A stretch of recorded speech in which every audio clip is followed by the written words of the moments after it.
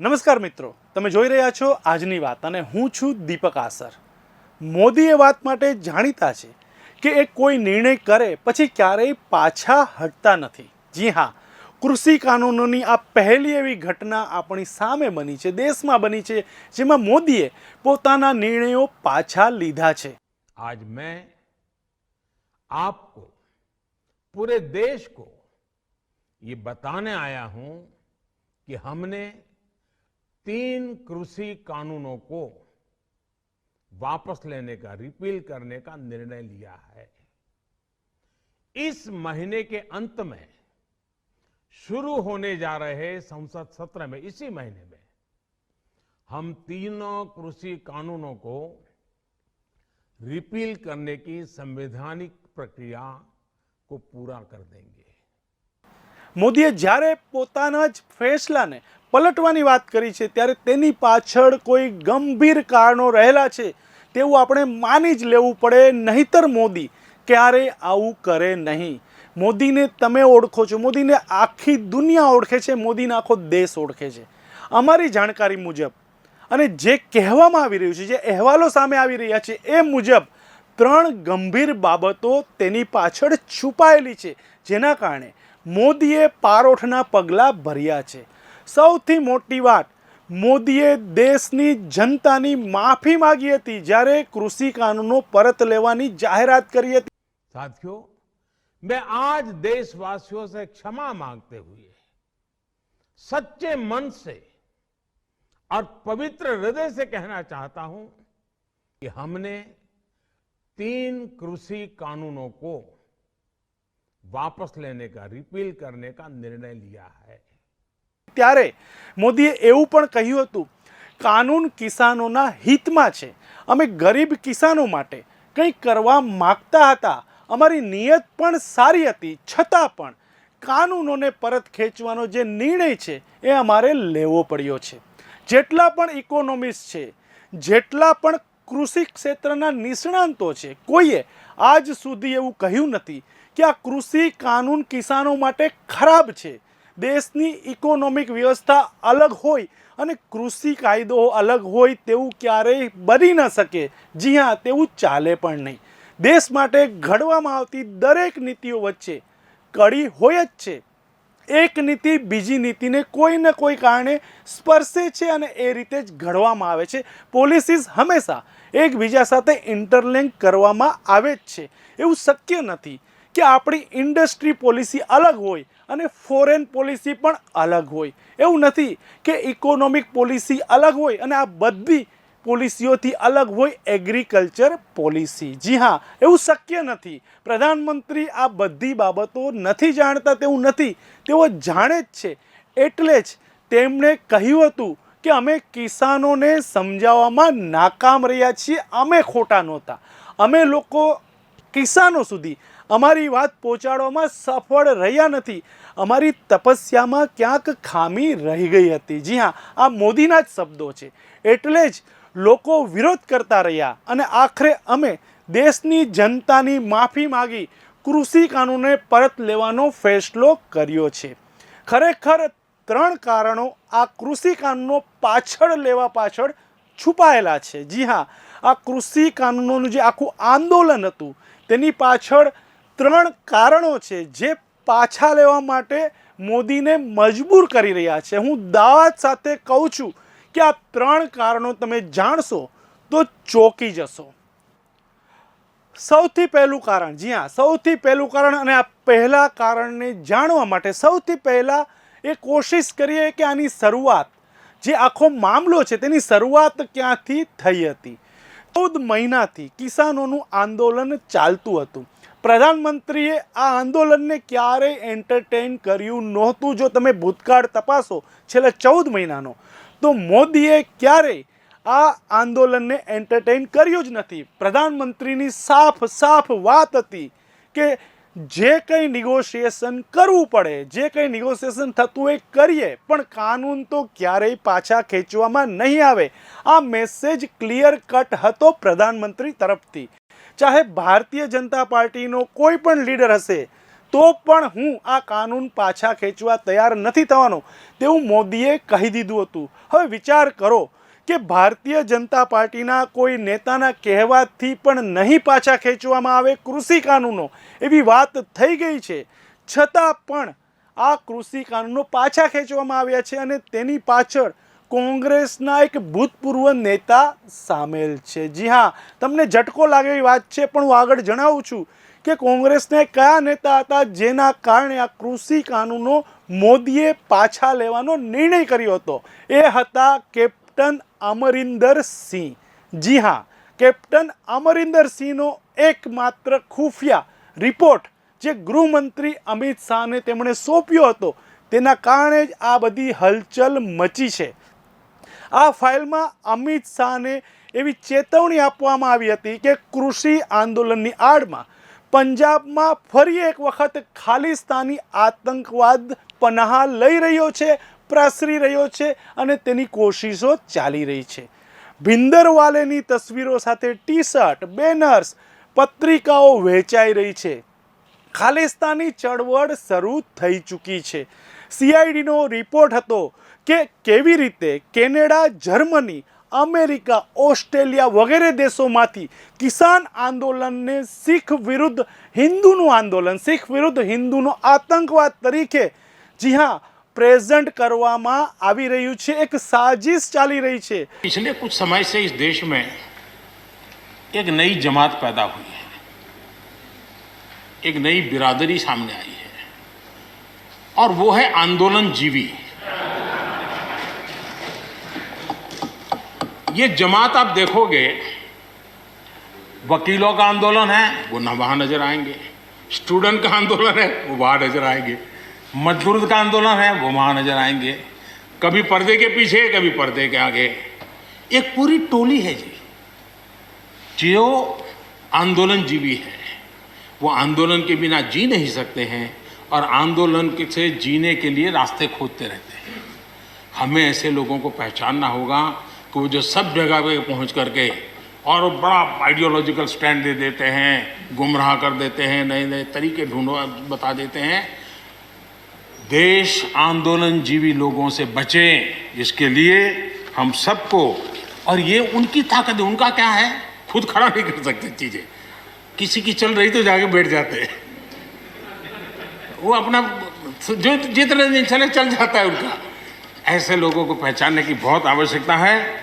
ये सारे आंदोलन जीवी परजीवी होते हैं. क्यों इन दिनों एक नया FDI मैदान में आया है. ये नए FDI से देश को बचाना है. FDI चाहिए, फॉरेन डायरेक्ट इन्वेस्टमेंट. लेकिन ये जो नया FDI आज नजर का आ रहा है, ये नए FDI से जरूर बचना होगा. और ये नया FDI है फॉरेन डिस्ट्रक्टिव आइडियोलॉजी. કે ફરી એક વખત શીખ અને હિન્દુને આમને સામને કરી દેવામાં આવે. રિપોર્ટમાં એ પણ સમજાવાયું હતું કે કઈ રીતે આ આખા ષડયંત્રમાં પાકિસ્તાનનો ઉપયોગ કરીને ડ્રગ્સ અને હથિયારો ભારતમાં ઘુસાડવામાં આવી રહ્યા છે અને ફરી પંજાબમાં આતંકવાદની આગ ફેલાવવામાં આવી રહી છે અને બહાનું બનાવવામાં આવ્યું છે આ કૃષિ કાનૂનો અને તેની પાછળ ચાલી રહેલું કિસાનોનું આંદોલન. દેશ વિરોધી આ તાકાતો કૃષિ કાનૂન વિરોધના આંદોલનમાં એટલી બધી અંદર ઘૂસી ગઈ છે, એટલી બધી સક્રિય થઈ ગઈ છે કે સરકારે કૃષિ કાનૂનનો જે વિરોધ, જે આંદોલન હતું તેની સામે બધી કવાયતો કરી પણ તેને ડામી ન શક્યા, તેઓને સમજાવી શક્યા નહોતા અને તે ચાલતું જ રહ્યું હતું. આ પ્રકારનો રિપોર્ટ અમિત શાહને સોંપી કેપ્ટન અમરિંદર સિંહે એક જ નિવેદન આપ્યું હતું ને નિવેદન હતું રાષ્ટ્રીય સુરક્ષાનો આખો મામલો છે. મતલબ કે કેપ્ટન અમરિંદર સિંહનો આ રિપોર્ટ સ્પષ્ટ એવું કહેતો હતો કે કઈ રીતે પંજાબને ખાલિસ્તાની સંગઠનો ફરી એક વખત આતંકવાદની આગમાં નાખવા માગે છે. જી હા, કેપ્ટન અમરિંદર સિંહના આ રિપોર્ટ ઉપર ગૃહમંત્રી દ્વારા કાયદેસર ઇન્વેસ્ટિગેશન અને તપાસ કરાવવામાં આવી હતી. આ ઇન્વેસ્ટિગેશન પછી તેનો જે રિપોર્ટ આવ્યો તે પ્રધાનમંત્રી સામે મૂકવામાં આવ્યો હતો અને આપણા ઇન્ટેલિજન્સ ડિપાર્ટમેન્ટે તેમાં ચોંકાવનારી વિગતો પ્રધાનમંત્રી અને ગૃહમંત્રીને આપી હતી. રિપોર્ટ એટલો સંવેદનશીલ હતો કે જો પંજાબમાં ખાલિસ્તાન આતંકવાદ ઘૂસી જાય તો સરકાર પર દોષનો ટોપલો ઢોળવામાં આવે અને એવું કહેવામાં આવે કે પ્રધાનમંત્રીએ જીદ છોડીને કૃષિ કાનૂનો પાછા ખેંચી લીધા હોત તો આજે આ ખાલિસ્તાનીઓ પંજાબમાં ઝેર ફેલાવવામાં કામયાબ થયા ન હોત. જી હા, આખો દોષનો ટોપલો મોદી સરકાર પર ઢોળવાની પૂરી કવાયત થઈ ચૂકી હતી. હવે પ્રધાનમંત્રી સામે સૌથી મોટો પ્રશ્ન રાષ્ટ્રીય સુરક્ષાનો ઊભો થયો હતો. જી હા, પંજાબ એક બોર્ડર સ્ટેટ છે. મોદીએ નક્કી કરવાનું હતું કે કૃષિ કાનૂનના પોતાના ફેસલા પર અડગ રહીને પંજાબને ફરી ખાલિસ્તાનની આતંકવાદમાં હોમી દે, પંજાબમાં દેશના દુશ્મનોને ઓપરેટ કરવા માટે પ્લેટફોર્મ આપે, પાકિસ્તાનીઓને પંજાબમાં જે આપણું બોર્ડર સ્ટેટ અગાઉ ઓલરેડી આતંકવાદમાં હોમાઈ ચૂક્યું હતું, આ સ્ટેટને ફરી એક વખત આતંકવાદનું પ્લેટફોર્મ બનવા માટે એક મોકો આપે, જી હા એક પરવાનો આપે, અથવા તો આ બધાની સામે કૃષિ કાનૂનોને પરત ખેંચી રિફોર્મ માટેની કોઈ નવી પદ્ધતિ, કોઈ નવો તરીકો અપનાવે. એટલે કે વિકલ્પ એક જ હતો. આમ જોવા જઈએ તો બીજા વિકલ્પ હતા જ નહીં. પ્રધાનમંત્રીએ, ગૃહમંત્રીએ જી હા તાત્કાલિક મિટિંગ કરીને એવો નિર્ણય લીધો, સહેજ પણ મોડું કર્યા વગર પહેલો રસ્તો પસંદ કર્યો જે સૌથી સરળ હતો, અને એ રસ્તો હતો કૃષિ કાનૂનોને તાત્કાલિક પરત ખેંચવામાં આવે, જેની જાહેરાત કરવામાં આવે. તમને અહીં જણાવી દઈએ કે આ ખાલિસ્તાનીઓ ખૂબ જ પાવરફુલ છે. જી હા, દુનિયામાં એવું ચિત્ર ઊભું કરવામાં તેઓ સફળ રહ્યા હતા કે કિસાન આંદોલન નથી, જે કંઈ ચાલી રહ્યું છે ભારતમાં એ કિસાન આંદોલન નથી, પણ ભારતમાં શીખો પર ફરી એક વખત અત્યાચાર કરવાના શરૂ થયા છે અને શીખોની સામે ફોર્સ લગાવવામાં આવી છે, તેઓને દંડાથી ફટકારવામાં આવે છે, પોલીસ મૂકવામાં આવી છે. આ બધું ચિત્ર ઊભું કરવામાં આવતું હતું. તમે નજીકના ભૂતકાળ પર એક નજર કરો. હું તમને નજીકના એક ભૂતકાળ પર લઈ જાઉં છું, જેમાં ગ્રેટા થનબર્ગની ટૂલ કિટ વિદેશી પર્સનાલિટીઓ પાસે ટ્વીટ કરવામાં આવ્યું હતું કે કિસાન આંદોલન છે એ સરકાર ખોટી રીતે તેમને હેરાન કરી રહી છે. આ પ્રકારના ટ્વીટ કરવામાં આવ્યા હતા અને તેના માટે કરોડો રૂપિયા ખર્ચવામાં આવ્યા હતા. જી હા, અલગ અલગ ટ્વીટ પાછળ કરોડો રૂપિયા ખર્ચવામાં આવ્યા હતા. આ બધું એક સોચી સમજી સાજિશ હતી. આ બધું કરાવનારા ખાલિસ્તાનના સમર્થક વિદેશમાં રહેતા નાગરિકો હતા. જી હા, તેઓ વિદેશમાં મોટા પદ પર હોવાથી, મોટા હોદ્દા પર રહીને આ કામ કરાવી રહ્યા હોવાથી તેમને પકડવા પણ ભારત માટે મુશ્કેલ છે. આ લોકો એટલા પાવરફુલ છે કે કેનેડા, બ્રિટનની પાર્લામેન્ટમાં એવું સાબિત કરવા માંગતા હતા કે ભારત એક અનડેમોક્રેટિક, રૂથલેસ દેશ છે, ત્યાંની સરકાર કિસાનો પર અત્યાચાર કરી રહી છે. આ ખાલિસ્તાની સમર્થકોમાં વિદેશોમાં ત્યાંની સરકારમાં રહેલા કેટલાક પાવરફુલ સેનેટર્સ, સાંસદો, પાર્લામેન્ટના સભ્યો પણ સામેલ હતા. એટલે પ્રધાનમંત્રી મોદીએ રાષ્ટ્રીય સુરક્ષાને નજરમાં રાખીને પહેલી વખત પોતાની ઇમેજથી વિરુદ્ધનું દેશની માફી માંગીને પોતાના જ નિર્ણયને પાછો ખેંચવાનું કામ કર્યું હતું. આપણે જે આગળ વાત કરી એ મુજબ પ્રધાનમંત્રી સામે જે 3 મહત્વના સજ્જડ કારણો હતા એમાંનું એક કારણ તો આ જ હતું. જી હા, હવે બીજું કારણ શું હતું હું તમને એ પણ જણાવું. હું 3 કારણો તમારી સમક્ષ રાખીશ, તમે વિચારજો. બીજું કારણ, કિસાન આંદોલનના ચક્કરમાં હિંસાઓ ભડકાવવામાં આવી તેને લઈને દિલ્હી પોલીસે એક રિપોર્ટ તૈયાર કર્યો હતો, જે પણ પ્રધાનમંત્રી સામે મૂકવામાં આવ્યો હતો. આ રિપોર્ટ મુજબ કિસાન આંદોલન ચાલી રહ્યું હતું તેમાં ચાઇનીઝ અને પાકિસ્તાની ફંડિંગ, જી હા ચાઇનીઝ અને પાકિસ્તાની ફંડિંગ આવી રહ્યું હોવાના પુરાવાઓ દિલ્હી પોલીસને મળ્યા હતા. તમે જ વિચાર કરો, 14 મહિના સુધી કોઈ આંદોલન ચલાવવાનું હોય તો કેટલા રૂપિયાની જરૂર પડે. લાખોમાં તો નહીં, હજારોમાં જે કિસાનો છે 14 મહિનાથી અગર બોર્ડર પર ડેરા તંબુ તાણીને બેઠા હોય એવું કેવી રીતે પોસિબલ બને? વિચાર કરો તમે, 14 મહિનાથી આ ચલાવવા માટે કેટલા રૂપિયા ખર્ચવામાં આવ્યા હશે. તમે જાણીને ચોંકી જશો. પણ એક અહેવાલ મુજબ 3 મહિના, માત્ર 3 જ મહિના જે સીએએનું આંદોલન ચાલ્યું હતું તેની પાછળ 250 કરોડ રૂપિયા વાપરવામાં આવ્યા હોવાનો ખુફિયા એજન્સીનો એક રિપોર્ટ સામે આવ્યો હતો. આ તો 14 મહિનાથી ચાલેલું કિસાન આંદોલન છે. સરકારને ફંડિંગના ટ્રાન્ઝેક્શન મળ્યા, ક્યાંથી કોને કેવી રીતે પૈસા મોકલવામાં આવે એ બધા ટ્રાન્ઝેક્શનો સરકારને મળ્યા હતા. આ રીતના આંદોલનો થાય છે ત્યારે તેને લાંબા ચલાવવા માટે ફંડની ખૂબ જ જરૂર હોય છે. તો આ કિસાન આંદોલનમાં કોણ પૈસા ખર્ચી રહ્યું છે એવો સવાલ સરકારની સામે ઊભો થયો હતો. દેશના ઇન્ટેલિજન્સ વિભાગે તેના જવાબો શોધ્યા. જવાબ મળ્યો, ચીન અને પાકિસ્તાન ફંડિંગ આપીને હિન્દુસ્તાનને અંદરથી ખોખલું કરવા માગે છે. જી હા, તમે તાજેતરમાં એવી ખબરો સાંભળી હશે. હમણાંની જ ખબરોની વાત કરીએ કે એક સાથે 26 નક્સલીઓને ઠાર કરવામાં આવ્યા, કાર્યવાહી કરવામાં આવી, મોતને ઘાટ ઉતારવામાં આવ્યા. નવા વેપન્સ ભારત અલગ અલગ દેશો પાસેથી ખરીદી રહ્યું છે. આ વેપન્સ કોના માટે ખરીદવામાં આવી રહ્યા છે? શા માટે અત્યારે વેપન્સ? અત્યારે ક્યાં યુદ્ધની સ્થિતિ હતી? માન્યું કે ચીન સામે ઊભું છે, પણ ભારત આટલા બધા વેપન્સ કેમ ખરીદી રહ્યું છે? અચાનક થઈ રહેલી આ હલચલ બંગાળ, મિઝોરમ, ઝારખંડ, છત્તીસગઢ, આંધ્રપ્રદેશ, ગઢચિરોલીના જંગલોમાં છુપાયેલા નક્સલીઓને શોધીને વીણીને ઠાર કરવામાં આવે છે. આતંકવાદ વિરોધી જે પ્રવૃત્તિ ચાલી રહી છે, જી હા, એને કમજોર કરવામાં આવી રહી છે. તેનું કારણ આ જ છે કે ચારે બાજુથી ભારતને ઘેરવાનો પ્રયાસ થઈ રહ્યો છે.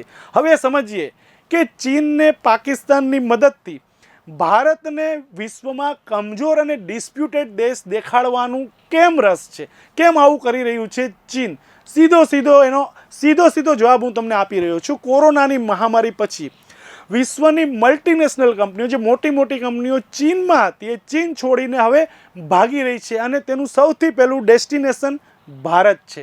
એવું નથી કે એકલું ભારત, જી હા, બાંગ્લાદેશ, શ્રીલંકા વગેરે ઘણા બધા દેશો છે, પણ ભારત તેનું સૌથી પહેલી પસંદ છે. કારણ કે ભારતમાં એ બધી વસ્તુ છે જે ચીનમાં તેઓને મળતી હતી. સૌથી મોટી વાત એ કે તમને અહીંયા એટલા બધા લોકો, એટલા કારીગરો, એટલા એક્સપર્ટ મળી રહે છે અને સસ્તું છે કમ્પેરેટિવલી બીજા દેશોના કમ્પેરિઝનમાં. તો ભારત આ કંપનીઓ માટે સૌથી પસંદીદા દેશ છે.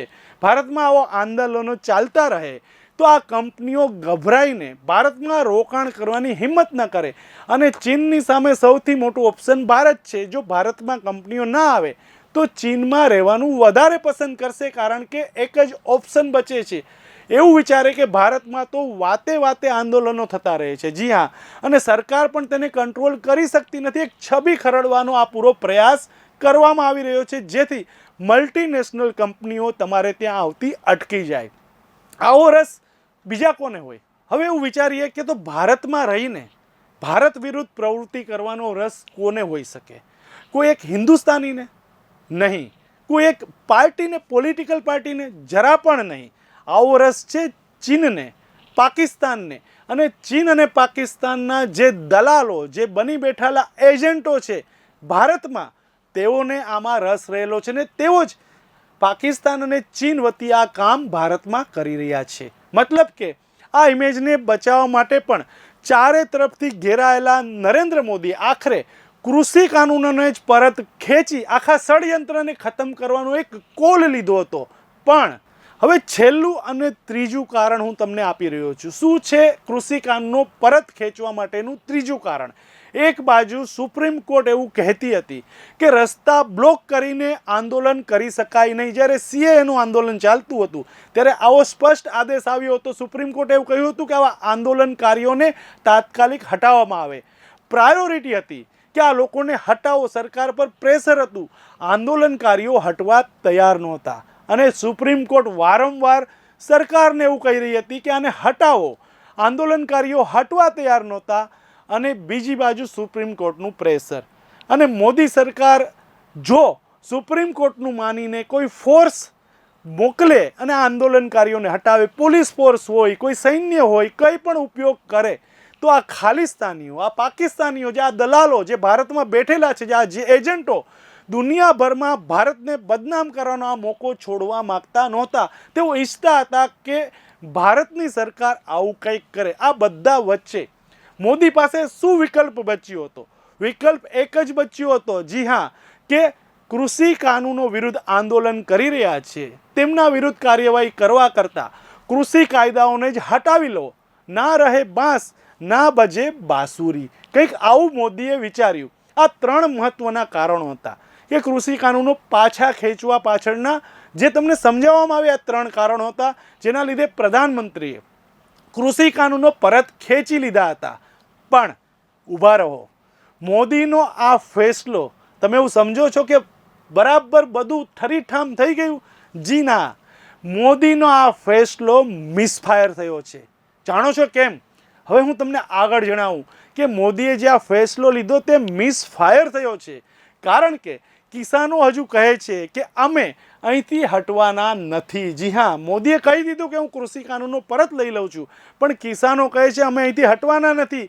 હટવાનો મતલબ એવો થાય કે ચીન અને પાકિસ્તાનથી જે વિદેશી ફંડ આવી રહ્યું છે, જે ભંડોળ આવી રહ્યું છે, જે રોજે રોજ પૈસા મળી રહ્યા છે, જી હા, તે મળતા બંધ થઈ જાય. પ્રધાનમંત્રી મોદીએ તો નિર્દોષતાથી એવું કહી દીધું કે હવે કિસાનો પોતપોતાના ઘરે જાય, પોતાના પરિવાર પાસે જાય, પોતાના ખેતરોમાં પાછા ફરે. જો તમે મોદીને સાંભળ્યા હોય તો શબ્દો હતા મોદીના. અરે મોદીજી, ત્યાં હવે કોઈ કિસાનો છે જ નહીં. જી હા, કિસાનોના નામે ત્યાં હવે દલાલો બેઠા છે, દેશ વિરોધી તાકાતોના ઠેકેદારો બેઠા છે, નેતાઓના એજન્ટો બેઠા છે, જેવું કહી રહ્યા છે કે અમે ઘરે જવાના નથી. ત્યાં બેઠેલું કોઈ એમએલએ બનવા માગે છે, કોઈ મુખ્યમંત્રી બનવા માગે છે અને કોઈ કંઈ બીજું બનવા માગે છે. આ ઠેકેદારો જ ત્યાં બેઠેલા છે. એક વાત સ્પષ્ટ છે કે મોદીએ કૃષિ કાનૂન પાછા લાવવાની જે જાહેરાત કરી ત્યારે વિદેશોથી, જ્યાંથી આ આંદોલન માટે ફંડ આવી રહ્યું છે, ષડયંત્ર ચલાવી રહ્યા છે, જે આકાઓ વિદેશોમાં બેસીને એ આકાઓનો એવો આદેશ આવ્યો હતો કે ભલે ભારત અને મોદી કૃષિ કાનૂનો પરત ખેંચે, પણ આપણે તો હટવાનું નથી. જી હા, જો હટી ગયા તો ઇસ્લામાબાદ અને બીજિંગમાં બેઠેલા આકાઓના જે મનસૂબાઓ છે, જે ષડયંત્રો છે, એ ફેલ થઈ જશે. મોદી તેની ચાલમાં સફળ થઈ જશે અને ચારે બાજુ વાહવા થઈ જશે. અને એટલે જ કૃષિ આંદોલનનું પ્રકરણ હજુ એક જ પૂરું થયું છે. જી હા, આગામી દિવસોમાં જે અસલી લડાઈ લડવાની છે તે આગામી દિવસોમાં લડાશે. દેશમાં જ બેઠેલા દુશ્મનો સામે આપણે લડાઈ લડવાની છે. મોદી સરકારે લડાઈ લડવાની છે, જે આગામી દિવસોમાં તમે જોશો. ધન્યવાદ.